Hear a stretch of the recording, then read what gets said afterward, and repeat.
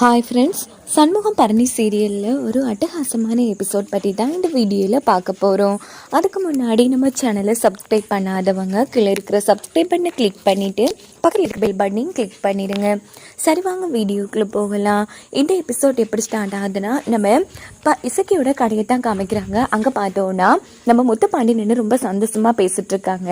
இன்னொரு பக்கம் கடைக்கு நம்ம கனியும் எங்கால நம்ம வீராவும் வராங்க. என்ன மாமா, கடைக்கு வியாபாரம் பண்ண வந்துட்டீங்க போல இருக்கே. ஆமாடி வாங்க, நல்லா பேசுவீங்க ரெண்டு பேரும் அப்படின்னு சொல்லி முத்துப்பாண்டியும் ரொம்ப சந்தோஷமாக பேசிட்டு இருக்காங்க.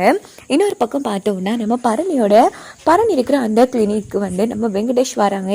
இப்போ நீ எதுக்கு இங்கே இங்கே பாருங்க பரணி, நீங்கள் நினைச்சா கண்டிப்பாக ரத்னா கிட்டே சொல்லி என்ன சேர்த்து வைக்க முடியும். நீங்கள் தான் எப்படியாச்சும் ரத்னா கூட என்ன சேர்த்து வைக்கணும் அப்படின்னு சொன்னதும் இந்த பக்கம் பரணி செம்ம டென்ஷன் ஆகுறாங்க. ஆமாம், உங்கள் உண்மையான நிலைமை தெரிஞ்சோ நான் ரத்னா கூட உங்களை சேர்த்து வைப்பேன்னு உங்களுக்கு எப்படிங்க நம்பிக்கை வந்துச்சு? இங்கே பாருங்க, நானே செம்ம கடுப்பில் இருந்துட்டு இருக்கேன். ஒழுங்கு மரியாதையா இங்கேருந்து கிளம்புங்க அப்படின்னதும், இல்லை பரணி, நான் உங்கள் காலில் விழுந்து கெஞ்சி கேட்குறேன் பரணி, நீங்கள் தான் எப்படியாச்சும் ரத்னா கிட்ட சொல்லி புரிய வச்சு என்ன சேர்த்து வைக்கணும் அப்படின்னதும், ஒன்னா காலில் விழுறதே தொழிலாக வச்சுக்கோ. இங்கே பாரு, வாயில் நல்லா வந்துட போகுதோ, மரியாதை கேட்டுறதுக்குள்ள நீ இப்போ வெளியில் போறியா இல்லையா அப்படின்னதும் வெங்கடேஷ் அங்கேருந்து போகிறாங்க. அப்படின்னு பார்த்து சண்முகம் பரணி ஏற்ற வந்திருப்பாங்க. என்ன இவன் இந்த நேரத்தில் இந்த எண்ணத்துக்கு வந்துட்டு போகணும் அப்படின்னு சொல்லி அந்த இடத்துல சண்முகம் யோசிக்கிறாங்க. சரி, இப்போதைக்கு நாம பரணிக்கிட்ட எதுவும் கேட்க வேணாம், அவளா சொல்லட்டும் அப்படின்னு சொல்லிட்டு நம்ம சண்முகம் பரணியை கூப்பிடுறாங்க. அப்போ பரணி யோசிக்கிறாங்க, இப்போ சொன்னா பிரச்சனை ஆயிடும், அது கொஞ்ச நேரத்தால சொல்லலாம் அப்படின்னு சொல்லிட்டு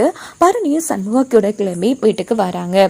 அங்க பார்த்தோம்னா பாண்டி கடையில் இருக்கிறது நம்ம சண்முகமும் பரணியை பார்த்துடுறாங்க. என்னடா அன்னைக்கு வீராப்பா பேசிட்டு போனேன், இன்னைக்கு கடையில நிக்கிறேன் அப்படின்னதும் வேற என்ன செய்யறது, இங்க பாருனே 15 ரூபாய் காசு கொடுக்கணும் மாமா, என் காசு பிடிங்கிட்டு தராம இருக்காரு அப்படின்னதும், ஆமாடி மைக் வாங்கி தரேன், நல்லா ஊர் முழுக்க விளங்கட்டும், நல்லா கத்தி கூப்பாட்டு போட்டு சொல்லு, முதல்ல என்ன நடந்தாலும் இவளோட கடன் அடைக்கணும் சாமி அப்படின்னு முத்துப்பாண்டி அந்த இடத்துல அல்டிமேட்டா காமெடி பண்ணிட்டு இருக்காங்க. அப்படின்னு பார்த்து நம்ம முத்துப்பாண்டிக்கு ஒரு ஃபோன் வருது. உடனே சரி நான் வாரேன் அப்படின்னு சொல்லிட்டு ஃபோனை வச்சுட்டு கிளம்பலான்னு எடுக்கும்போது, இங்கே பாரு, இவ்வளோ தூரம் வந்துட்டு சாப்பிட்டுட்டு போ அப்படின்னு சொல்லி நம்ம பரணியும் சண்முகமும் கூப்பிடுறாங்க. இல்லை, எனக்கு முக்கியமான வேலை இருக்கு, நான் உன் தங்கச்சிக்கிட்ட கேட்டதை முதல்ல செய்ய சொல்லு, அதுக்கப்புறமா நான் விருந்தே சாப்பிட்றேன், நான் கிளம்புறேன் அப்படின்னதும், இங்கே பாருடா, வாசல் வரைக்கும் ஒரு காஃபியாச்சும் குடிச்சிட்டு போவேன், எனக்கு வேலை வந்திருக்குடி, நான் கிளம்புறேன் அப்படின்னு சொல்லிட்டு முத்துப்பாண்டி அங்கிருந்து கிளம்பிடுறாங்க. அதுக்கப்புறமா பார்த்தோன்னா எல்லாரும் வீட்டுக்கு வந்துடுறாங்க. உடனே நம்ம சண்முகம் ஆமா வெங்கடேஷ் உன் கிளினிக் வந்திருந்தா போலே அப்படின்னது. ஆஹா, அப்படின்னா உன் கிளினிக் வெங்கடேஷ் வந்திருந்தானா அப்படின்னு ரத்னா கேட்குறாங்க. ஆமாடி, எதுக்கு வந்திருந்தா, என்ன மறுபடியும் திட்டம் போட்டு அவன் கூட என்ன சேர்த்து வைக்கிறதுக்கு அவனுக்கு சப்போர்ட் பண்றியா அப்படின்னு ரத்னா கேட்குறாங்க. ஏடி, ஒரு வாட்டி தெரியத்தனமா பண்ணிட்டு அவனோட சுயரூபம் தெரியாம இப்போ எல்லாம் தெரிஞ்சுன்னு அவன் பக்கம் சாஞ்சு பேசுவேன்னு நீ எப்படி நினைக்க? இங்க பாரு, என்னை பத்தி உனக்கு நல்லாவே தெரியும், இப்படி தேவையில்லாம பேசாத ரத்னா, யாரை நம்ப கிடக்கு அப்படின்னு ரத்னா சொன்னதும் பரணி அந்த இடத்துல ரொம்ப ஃபீல் பண்றாங்க. இங்க பாரு, நீ சொல்லாமல அவன் வந்திருப்பான் அப்படின்னு சண்முகம் கேட்டதும், போதும் நிறுத்துனா, நான் பார்த்து தான் வரேன், உன் தங்கச்சிங்கன்னு வரும்போதோ என்னை விட்டு கொடுத்து பேசல, ஒண்ணு மட்டும் ஞாபகம் வச்சுக்கோ, என்னை பத்தி உனக்கு நல்லாவே தெரியும், இருந்தோம் உன் தங்கச்சி பக்கம் பேசுறா பாரு, அதான்டா அந்த காயம் மட்டும் மனசை விட்டு ஆறாது அப்படின்னு எனக்கு சாப்பாடு வேணாம் ஒண்ணு வேணான்னு தட்டி விட்டுட்டு பரணி அங்கிருந்து போனது இந்த பக்கம் இசைக்கு சமாதானப்படுத்துறாங்க. அதுக்கப்புறமா பார்த்தோம்னா நம்ம பரணி போட்டுட்டு படுக்கிறாங்க, ரொம்ப ஃபீல் பண்ணிட்டு. இந்த பக்கம் சண்முகம் தூங்குற மாதிரி நடிக்கிறாங்க. அப்போ ஒரு ஃபோன் வருது. நம்ம சண்முகத்துக்கு சந்தேகம் வந்துருது, வெங்கடேஷ் தான் ஃபோன் எடுக்கிறான்னு அவங்க தூங்குற மாதிரி நடிச்சு கேட்டுட்டு இருக்காங்க.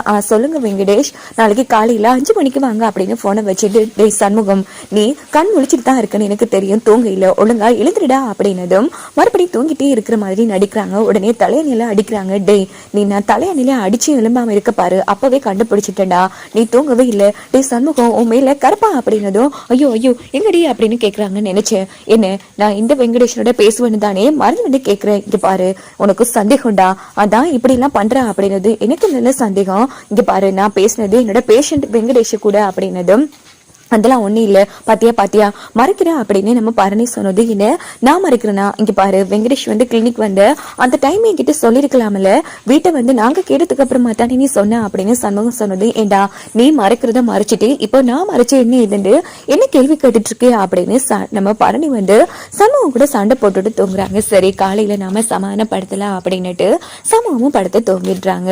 இங்க பார்த்தோம்னா இசைக்கு முத்துப்பாண்டியும் போனை வச்சுட்டு இருக்காங்க. அப்போ இசைக்கு யோசிக்கிறாங்க, மாமாவுக்கு மெசேஜ் பண்ணலான்னு, அதே மாதிரி முத்துப்பாண்டியும் யோசிக்கிறாங்க இசக்கிக்கு மெசேஜ் பண்ணலான்னு. சரியா இசக்கி வந்து மாமா சாப்பிட்டீங்களா அப்படின்னதோ, ஆமால சாப்பிட்டேன் மாமா, உன்னை நான் மிஸ் பண்றேன் அப்படின்னதோ, ஆமால உன் அண்ணன் தான் முக்கியம் ஒன்னுட்டு இருக்கா அப்படின்னுட்டு ரெண்டு பேருமே ரொம்ப ரொமான்டிக்கா பேசி அந்த இடத்துல பார்த்தோம்னா படுத்து தூங்கிடுறாங்க. இன்னொரு பக்கம் பார்த்தோம்னா நம்ம பரணியோட கிளினிக்கு வந்து நம்ம சண்முகம் வந்து சால்வையெல்லாம் முக்காடு போட்டுட்டு வந்து உட்காடுறாங்க. ஐயோ இன்னைக்கு அண்ணன் நல்லா மாட்டிக்கிட்டு இன்னைக்கு அண்ணி நல்லா வெளுத்து எடுக்க போறாங்க அப்படின்னு கனி வந்து யோசிக்கிறாங்க. இதோட இந்த எபிசோட் வந்து முடிஞ்சிருது.